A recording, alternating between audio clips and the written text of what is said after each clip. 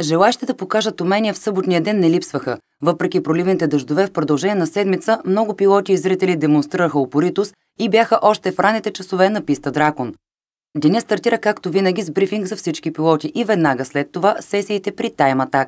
Ето и какво бе настроението на някои от състезателите преди влизането на пистата. След малко влизаш на пистата да покараш. Това първа сесия ли е за теб днес? Ами да, за днес е първа сесия, иначе преди съм карал на тази писта и очаквам с нетърпение да излязам. При предишни карания какъв е резултатът, който си направил? Основно те питам за време най-добро, което си дал. Ами миналата година пистата беше по-мокра от сега и времето не беше толкова добро и затова сега се надявам да го подобря. С колко и какво беше миналата година, за да знаем все пак? Ами мисля, че беше някъде около 1,15 и се надявам поне 5 секунди надолу. 5 секунди, това са доста така високи очаквания. Така е, но с различните условия на трасето времената се подобряват.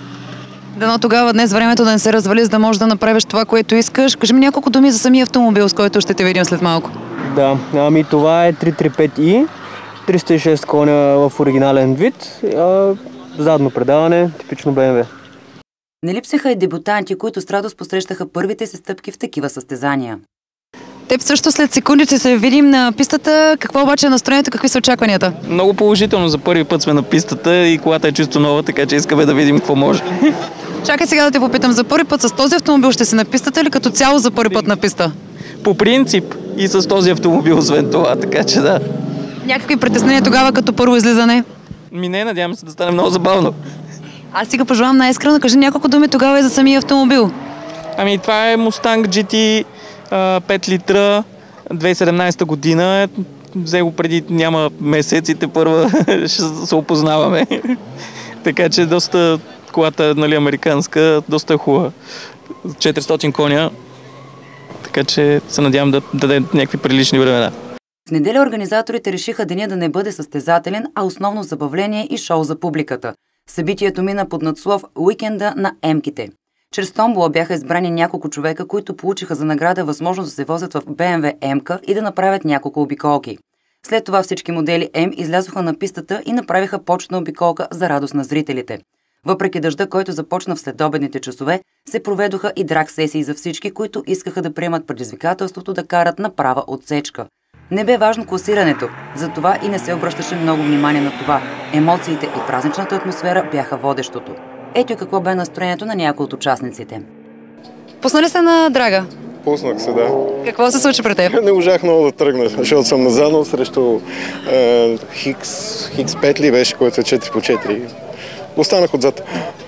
Нищо за другия път. Въпросът е, че ние всъщност нямахме възможност да проследим кой от вас побеждава, затова те питаме какво се направил. Кажи няколко думи за автомобила, за да имаме информация кой гледахме. BMW M3 е 93, което е кабриолет. И това му е, може би, най-хубавото нещо. А нещо правил ли си по него? Не. Стоков? Да. Какво беше като емоция да се включва в това драг състезание? То беше все пак да се насладим на емоциите, не толкова състезателен характер. Драг състезанието не беше чак толкова интересно, но цялото събитие беше интересно. По пистата обиколките ми бяха по-интересни, често казвам, защото покарахме 20 минути.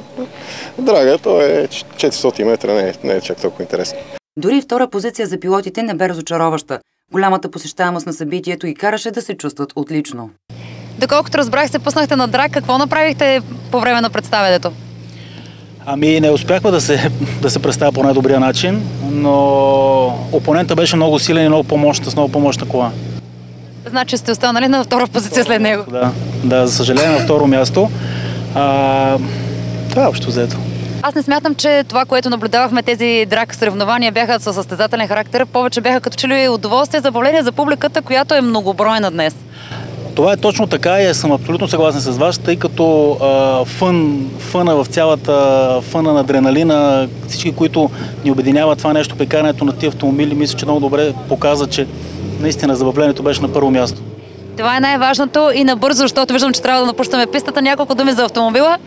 Автомобилът е прекрасен, V8 атмосферен двигател, вече не се произвежда този модел, много добре стои на пистата, залепва, специално просто е много устойчив, много здрав и мощен автомобил. Подробен репортаж от Race Wars, повече за сесиите в Time Attack и какво още имаше в програмата на шоуто на емките. Очаквайте скоро в програмата на Hobby TV.